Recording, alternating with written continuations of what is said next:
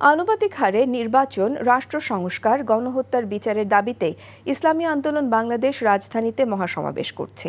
রাজধানীর ঐতিহাসিক সোহরাওয়ার্দী উদ্যানে এই মহাসমাবেশ অনুষ্ঠিত হচ্ছে। সকাল থেকে উদ্যানের দক্ষিণ প্রান্তে ঢাকা ও বিভিন্ন জেলার নেতাকর্মীরা হাত পাখা হাতে জড়ো হয়। দুপুর 2টায় সমাবেশের মূল আনুষ্ঠানিকতা শুরু হবে। সেখানে ইসলামী আন্দোলন বাংলাদেশের আমির মুফতি সৈয়দ রেজাউল করিম আগামী নির্বাচন সহ বিভিন্ন বিষয় নিয়ে বক্তব্য রাখবেন। সমমনা অন্যান্য ইসলামী দলগুলোর নেতাদের এই মহাসমাবেশে আমন্ত্রণ জানানো হয়েছে।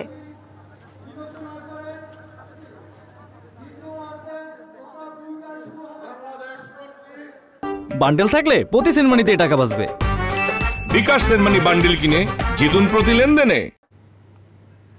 সোহরাওয়ার্দী উদ্যানে ইসলামী আন্দোলন বাংলাদেশের সমাবেশের খবর জানতে আমাদের সাথে সরাসরি যোগ দিচ্ছেন সিনিয়র করেসপন্ডেন্ট নিয়ামুল আজিজ সাদেক। সাদেক, সমাবেশ তো চলছে, নেতাকর্মীদের উপস্থিতি কেমন দেখছেন?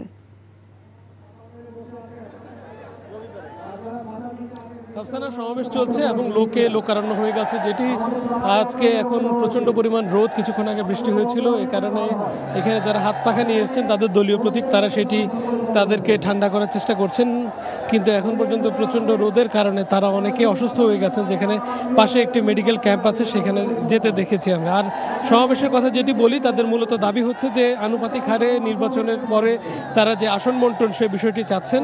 একই সাথে এই যে নির্বাচন কমিশন এবং এই নির্বাচন কমিশনের সাথে বাংলাদেশের যে রাষ্ট্রীয় সংস্কার, তার সাথে হচ্ছে গণহত্যা যেটি হয়েছে জুলাই আগস্টে, তার বিচার এবং সুষ্ঠু এবং সুন্দর একটি নির্বাচনের মাধ্যমে তারা আগামী রোডম্যাপ, তাদের এই যে নেতাকর্মী রয়েছেন, হাজার হাজার যে নেতাকর্মী রয়েছে, বিভিন্ন জায়গা থেকে এসেছেন, বিভিন্ন জেলা থেকে এসেছেন। বিশেষ করে বরিশালে তাদের একটি শক্ত ঘাঁটি আছে।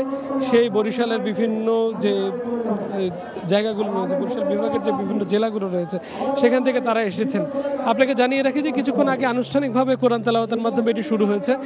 তবে এখানে কেন্দ্রীয় নেতাদের একাংশ এখানে অবস্থান করছেন। তবে তাদের যে প্রধান নেতা পীর সাহেব চরমনায়, যিনি মুফতি সৈয়দ রেজাউল করিম, তিনি এখনও এখানে এসে পৌঁছাননি।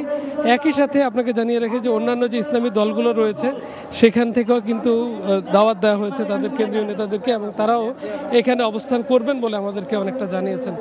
তবে তাদের যে চাহিদা, তাদের যে আকাঙ্ক্ষা, তারা এর আগে কিন্তু কোনো ধরনের আসন বাংলাদেশের জাতীয় নির্বাচনে কিন্তু পাননি। এবার তারা সেই টার্গেট নিয়ে কিন্তু নেমেছেন। তারা বলছেন যে আগামী নির্বাচনে আনুপাতিক হারে যদি ভোট হয়, সেক্ষেত্রে তারা কিন্তু বেশ কয়েকটি আসন তারা জয়লাভ করতে পারবেন। এবং এই বিষয়টি তাদের নেতাকর্মীদের মাঝে পৌঁছে দেওয়ার জন্য, প্রত্যেকটা মানুষের কাছে এই ধরনের বার্তা দেওয়ার জন্য তারা এই সমাবেশের আয়োজন করেছে। তো এই ছিল সর্বশেষ অবস্থা। বান্ডেল থাকলে প্রতি সেনমানিতে টাকা বাঁচবে। বিকাশ সেনমানি বান্ডেল কিনে জিতুন প্রতি লেনদেনে।